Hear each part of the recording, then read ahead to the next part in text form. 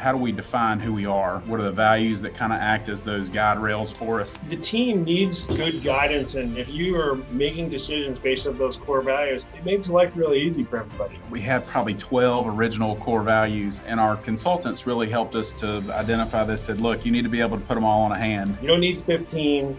They don't have to be great buzzwords. They just have to mean something to the team and what they are, and then you'll live and embody them.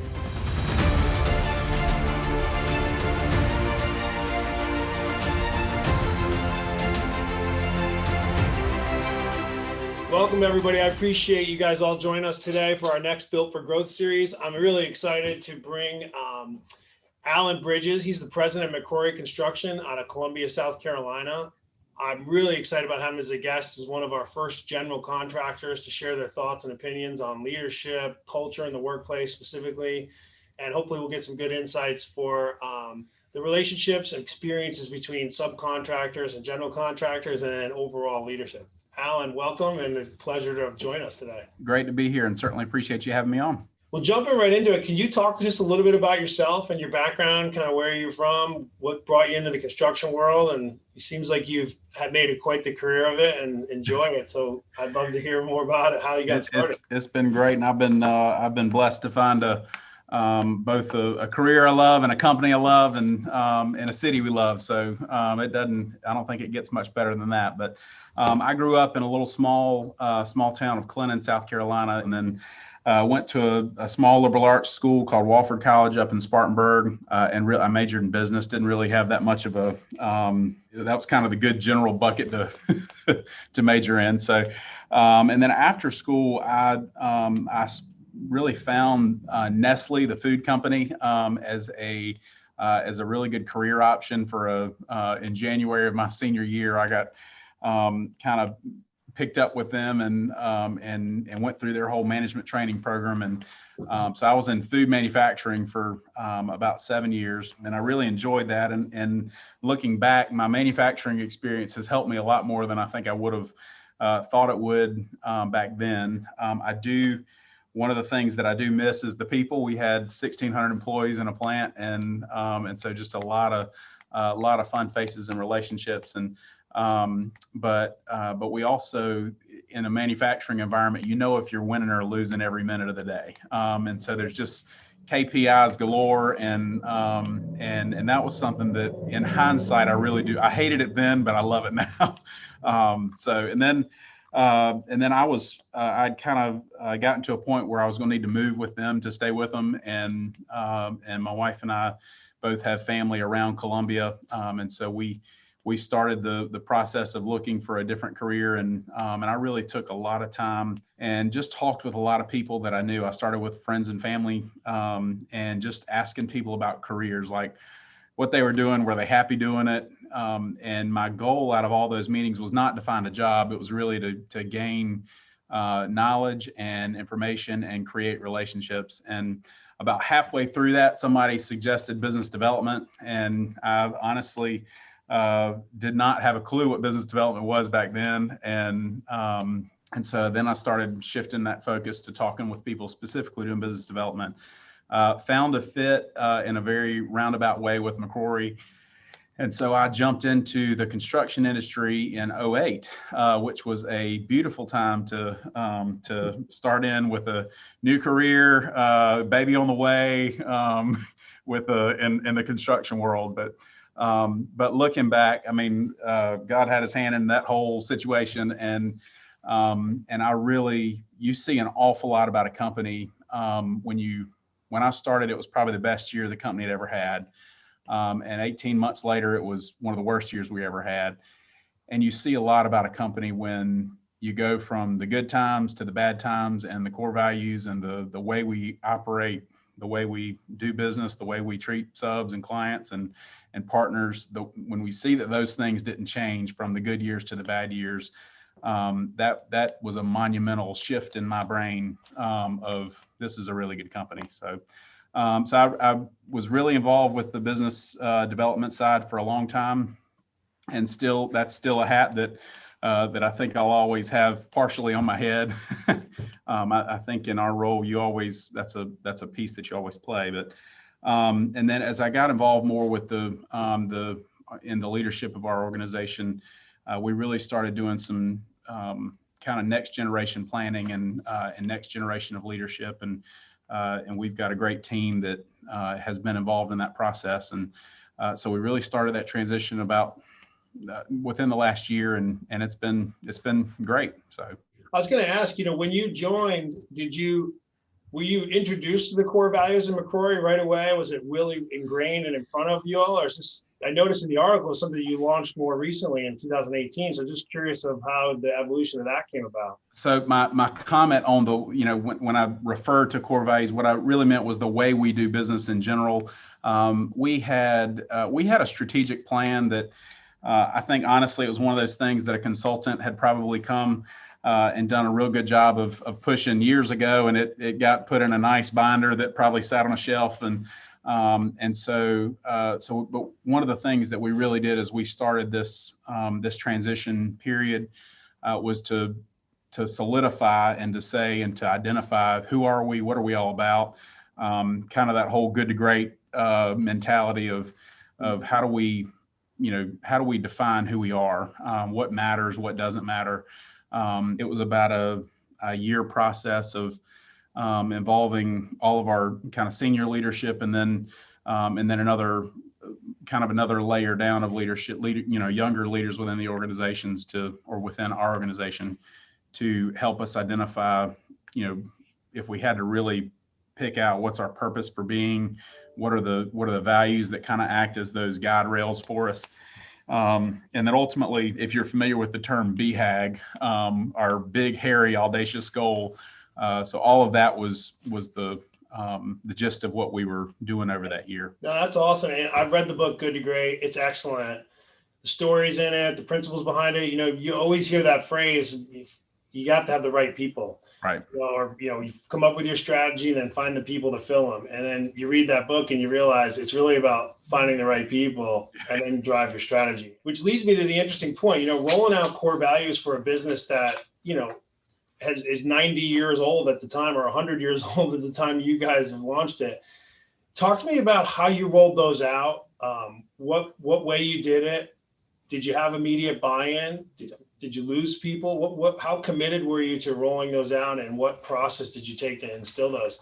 And I ask that because a lot of folks think that we talk to about that, they don't know how to roll. They always have questions about how to roll them out. What if we lose people? What do we do? And I think your perspective on that from a construction perspective is important, but also from a large business perspective, and one that was around for a long time. So obviously there had to be some changes. And there's a lot of history within our company. We're now in our 5th generation of ownership, but a big part of that process for us was I remember the first time we were working in small groups within our team, and we had probably 12 original core values.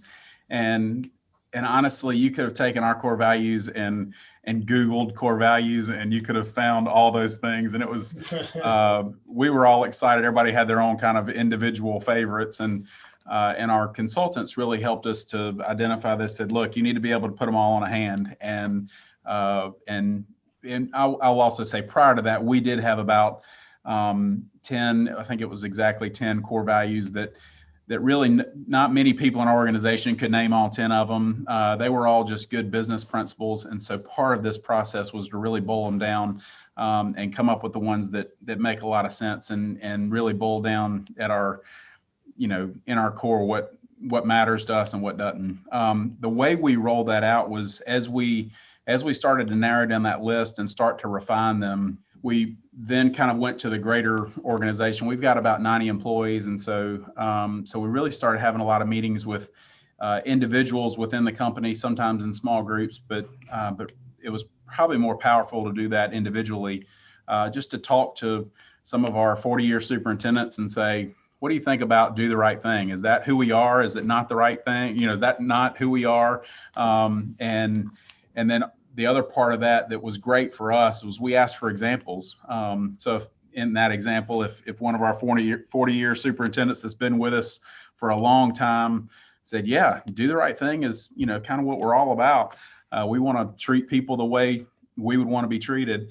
then the follow-up would be, tell me a story when we did that. And for me, having been with the company at that time, probably 11 years, I learned so many just neat stories about, just about, most of the time it was a problem or some kind of scenario where it didn't go as planned, and then how we reacted as a company and as a team, and those types of things were, all of those, when we got back with some of those stories and our overall team, that just solidified what we had chosen. And so that was really our process. Once we kind of finalized everything, we did have a formal meeting in person, shut down all the jobs, and brought all of our employees in from where they were. We rented a big conference room in a building that we had built here in Columbia, and we used both some personal stories and an explanation of what each value looked like to us. And then we also had done some video interviews with clients, with subcontractors, with employees, short-term and long-term. And that really, for us, helped solidify for everybody else why our core values made sense, and where that was a big part of our rollout. That's great. So now that you rolled them out, did you have any initial turnover or people that just balked? Or no, we didn't have any that. We didn't have anybody that looked at it and said, "Oh, that's not what I'm about. I'm out." But honestly, I do think in hindsight, for us, that was kind of a line in the sand of, hey, if this isn't who you are and you're not bought into these things, we'll help you be successful somewhere else. And yeah, no, I can see that, because it makes a big difference, and the team needs good guidance and who we are, what we are. And if you are making decisions based on those core values, it makes life really easy for everybody. You do what's on there, and you're right. You pick the right. You don't need 15. They don't have to be great buzzwords. They just have to mean something to the team and what they are, and then you'll live and embody them. On that note, how have you guys kept them fresh in mind? It's easy to launch them. Nice big meeting. Can't do that every week. How do you keep them in front of everybody? Honestly, we thought the hard work was behind us, and that's when it all started. Yeah. One of my partners and one of our other leaders he's our vice president of operations. His name's Bill, and we have this whole list that we keep just called Billisms, and it's just funny things that he says. But one of them is you beat your head against the wall so many times until a brick finally falls out. And that's an expression sometimes that we've used with our core values of just constantly drilling them. Anytime there's an example of good or bad, if it's a bad scenario and we've got an internal meeting or a internal email, it's, hey guys, our core value is to focus on solutions. Are we dialed in to finding a solution for this owner? Doesn't sound like it. We're just coming up with excuses. And that's one way, but the great majority of them are when there's wins that we can celebrate and highlight, even the smallest little tiny details. That's when we as a leadership team really try to double down on, hey, Rusty, that client email that we just got, man, that is building a lasting relationship right there. That's fantastic. Keep it up. And I know once we've started to hear that back from our employees, you can tell that it's starting to sink in. So one of the things we try to do internally and on our team is each week we have the team kind of email to everybody something that they're proud of that they've done individually. It could be at work, could be in their personal or private life, just for other people. Our main purpose is to help those that we come in contact with, whoever they are. Right. Be customers, they might not be. They could be making a connection, an introduction. And I think if you live with that type of purpose, both personally and professionally, you're going to be more fulfilled, life of gratitude, so to speak. So one of the things we do is we launch out to the whole team. We have a team of 10, so it's maybe a little easier to manage if you did 100 emails, but everybody sends an email each week, every Friday, of something they're proud of they did that reflects that. And then they point out something that they heard or recognized someone else do for a customer or for a team member, or they just heard. And it's been great. And then they all vote each week in our team meeting, and we have this little fun wheel that we spin that has little different prizes on it. Coffee cards or Visa cards, little things that we give out in our meeting and kind of keep it front of mind. And even though we do all that, not everybody on the team can still recite all the 5 core values off the top of their head. And so it's something, it's really that you have to work on it all the time to keep them in front of everyone. And you have to live it yourself. And it's my fault as the CEO. If that's not the case, then I'm not doing something right, so that's why I asked that question. I tell you, one of the things that we've really started to adopt as a leadership team is there's a book called The Ideal Team Player. It's a great story. I think it's by Patrick Lencioni. At the end of the day, they boil the book down to, a good team player has three main talents, and that's that they're humble, they have humility, and they're humble in what they do. They're hungry. They like to win. They like to work hard and just achieve. And then the last thing, and they just say they're smart, but what they mean is that they're people smart. They know how to interact with teammates. They know how to interact with each other and clients. And what I have found is, like, when we've got when we're interviewing new people, especially if we're doing it via Zoom, like on an introductory interview or something, I will literally just watch our chat feed of our internal employees, and they'll say, doesn't really sound that humble to me, or golly, this guy's got an ego the size of our company, and it's amazing how just getting behind some of those basic principles, and there's nothing in that, to me, there's nothing in that book that is like, earth shattering, but when you just put it together in just some real simple terms, I think that that helps. And I would look at our core values the same way, that there's nothing that's that I would say is unique to us or anything like that. And we work on it all the time, but it's not rocket science, but it's just that repetition piece and doing our best to live it out. You hit the nail on the head. You think it's hard to come up with them until you launch them. Yeah.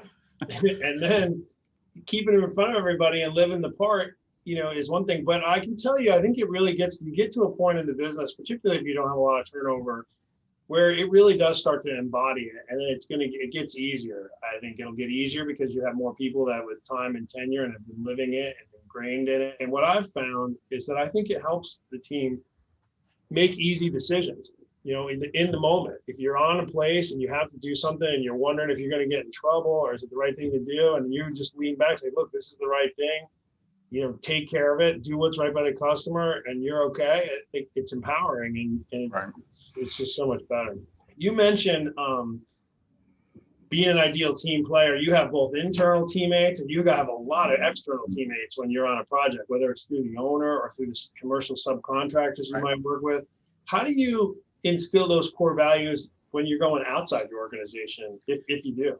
I would say there's kind of two types of projects. Sometimes if we do an awful lot of negotiated work, and so when we've got that, we can really do our best to line up the work with the exact right team, or a very select group of subcontractors that might be helping us with it.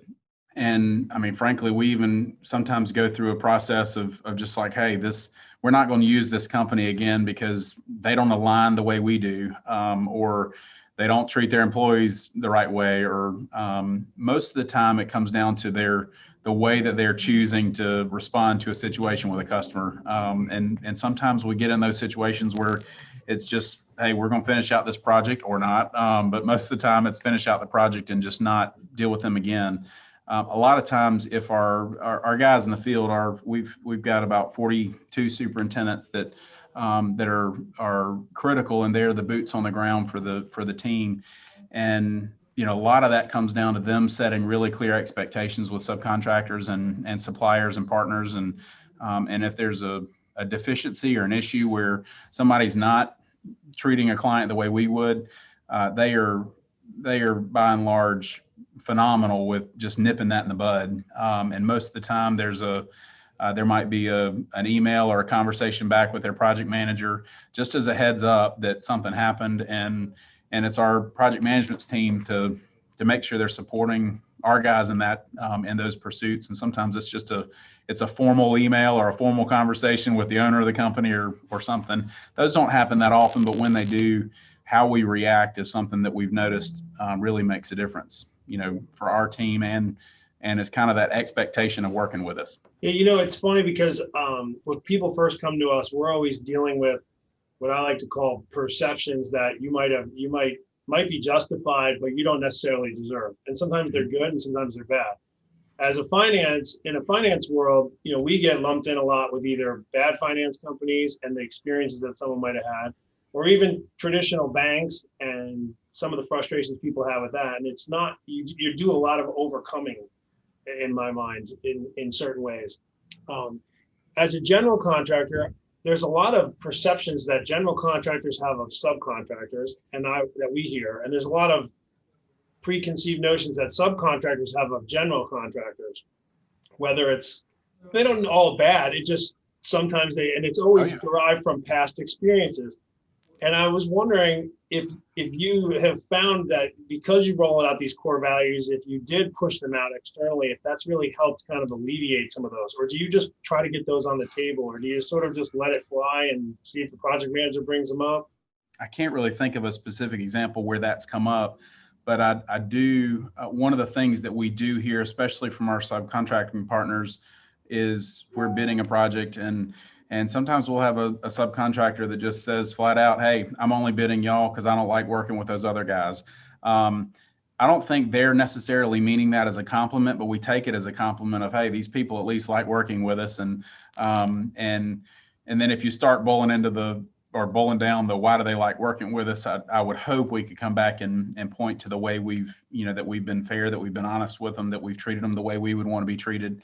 And a good mentor of mine a long time ago said, "A fair deal is one that you'd like to be on either side of." And we certainly, we don't do it all right all the time, but at least that's part of our recipe that we try to do all the time of just making sure that we're treating people fairly. And if there's a mistake, let's communicate it. Let's do our best to work out a solution for everybody as best we can. Well, I think you're on the right track there, because as someone who's in the middle and hears it from both sides, sometimes more from the subcontractor side, I'm always telling our clients or potential subcontractors, like, guys, just say all that to your general contractor. You'd be surprised. Because I can promise you, the general contractor, the most important thing to them isn't necessarily the thing you think is most important.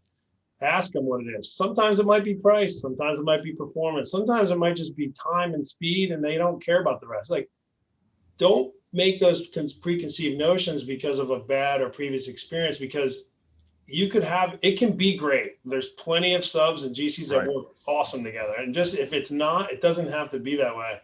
And I think by having strong core values like you do, and actually if you exude those out into the world that you guys work with, I think you'll find a lot more honest and real conversations, just like some of the ones that your employees share with you guys too. I think that relationship is so key, subcontractor or general contractor, that for a 9 or 10 month project, if you're working with an electrical sub, they might as well be your employees. They're on the job, they're in every phase. They can certainly screw the project up, and they can certainly make it go easy. One of the areas that one of our other partners, a guy named Larry, he's responsible for all of our pre-construction. He talks about, like, from an estimating standpoint, he said most of the time in most companies, estimators spend 80% of their time behind a computer screen and 20%, maybe 20%, either in the field or dealing with relationships and trying to find new subcontracting partners.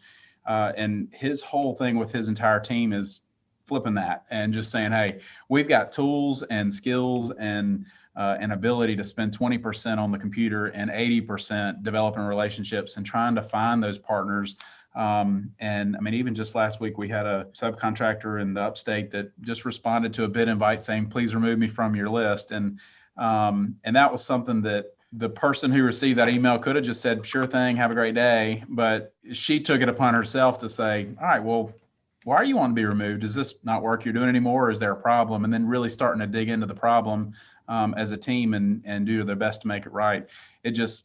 All of those tiny little things just add up in a big way with subs. You talked about the outside community and subs being part of that and other community involvement. And I noticed McCrory does a lot in the community and a lot for the community. How do you all choose which groups, which nonprofits, how you support them, what types of support you give? Can you talk a little bit about that and just how that's part of how you've ingrained that into your culture? It's tough because there's a lot of really good organizations and a lot of community partners and nonprofits that are doing just amazing things. But one of the things that we've really tried to shift a focus with is trying to relate things to our industry.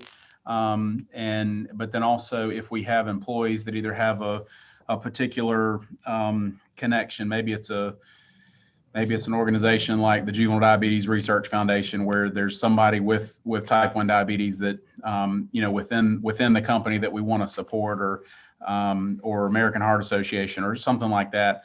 And especially with COVID, God, all the nonprofits seem like they are just living through a time where they're just getting their teeth kicked in. So one of the other areas that we've really started to, or we've spent a lot of money and time, is like NAWIC, the National Association of Women in Construction, or our local food bank or something like that, where there's just a need that we can latch on instead of trying to cast a really wide net and spend our financial resources and time and support in a whole lot of different areas. We try to focus that on 4 or 5 key areas that benefit our local communities. So, and then also our superintendents and project managers do a great job of being aware if we've got a longer term project that, say, if it's in Leland, North Carolina or something like that, and if they're there for a good while, we want to do our best to be a steward there too, and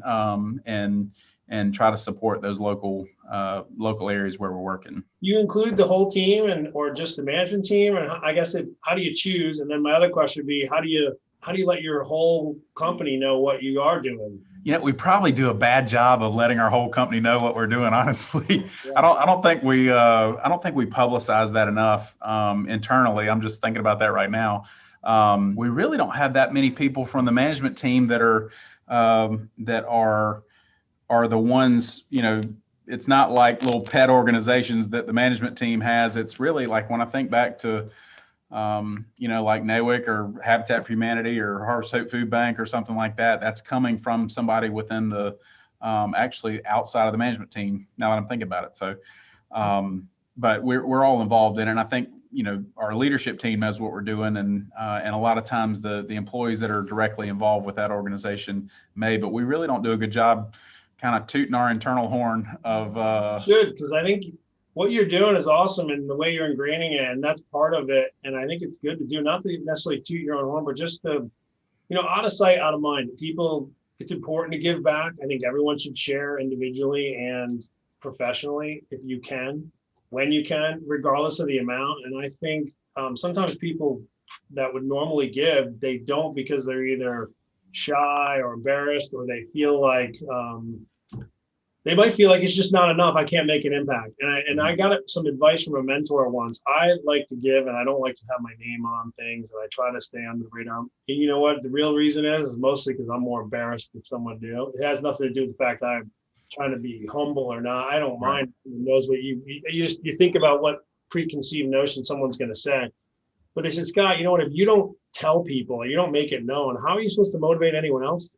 Like if you knew, he said to me, I'll never forget it, if you knew that if you just let people know that it would provide 1 or 2 or 3 other people to do it that benefited the organization, like, what are you doing, man? Like, you got to talk about it. I still don't do a good enough job of that, to be very candid with you. But I have done a much better job than I did before. Starting at 0 is a lot easier. But but I think from an organizational perspective, one thing we have done well here is talk about what community we benefit, the teams involved in choosing which charity we try to support and help. And it is usually tied to somebody on the team or something in the community. And if you guys are doing that in a real way, you should share it. It's good. And I think the team, you'll be surprised at how much of the team even donates their own money to it. Right. I have one other quick question for you. You talk a lot about, as part of the culture of the team too, not only empowering things in your community, but also internally for them to grow and learn. You got to continue learning, and you guys do a lot of supportive programs of that. How did you come up with the ones you come up with? Do people take it? Do you find your team takes advantage of them? So we've got a lot of things that we do. We have some, we really start, well, globally, I think this will probably apply to everybody in your viewership. Like, our industry is dying. We have the perception of construction in general is generally not positive. It's kind of it's not it's not as sexy for a lot of people at a career fair in high school of, going to some type of trade program or for people that are furthering their education from a technical school or a 4-year degree or something like that. Very few people, I think, really choose to go into construction. And that's something that we really, we do our best to try to help educate. So sometimes there's like through NAWIC, there's a big push to educate young kids. And, I think there's a really young children, like I've got 2 boys that are 10 and 11 and a little girl that's 4. All of them love being on equipment. They love moving dirt. They love big tractors and that sort of thing. But then there's a piece that kind of falls off once they get a little bit older of saying, hey, this is a really cool career. And you get to be, I love being able to drive 55 miles an hour down the road and say, yeah, we built that, And so I think that's a big part of it, is of really trying to educate people that there are great viable careers. And then the other side of what we do just locally is working with some of the local high schools and some of the educational programs. If somebody wants to do an internship or do a little job shadow or something like that, we want to give them that opportunity to come and see what it's all about. We've had some phenomenal success working with younger folks coming out of the technical program. We've had just some unbelievable people that we've added to the team from those types of programs. And then the same thing would apply from a school like Clemson or App State or Florida or somewhere like that has a significant construction management program. And so we have internships, and most of those are paid internships, and that kind of gives us a great opportunity to sell ourselves as a company and let them get to know us as a culture and who we are. But it's also an interview. We can tell a lot from work ethic and just really looking at that humble, hungry, smart thing when somebody's 20 years old and working with us for a summer.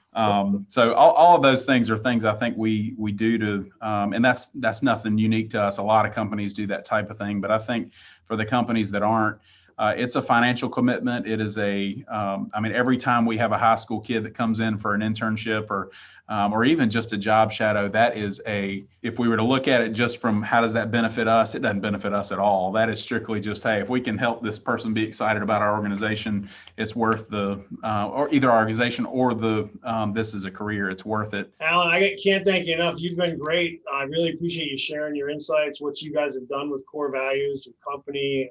100-year-old construction company says a lot all for itself, but the fact that you're reinventing yourselves and making it even better just as recently as 2 years ago on your almost 100-year anniversary to make it better for your team, your employees, your folks, your 5th generation, you still have the foresight to make those modifications as things move on. It really says a lot about you guys, what you're doing specifically as a leader, but also the whole business and your team. So I commend you guys. We're very blessed to have a lot of great leaders ahead of me and an unbelievable team that we all, I feel like we all work really well together and have just a lot of good communication, and that makes all the difference in the world. So, but well, Scott, I certainly appreciate your time, and if there's anything else I can help with, let me know.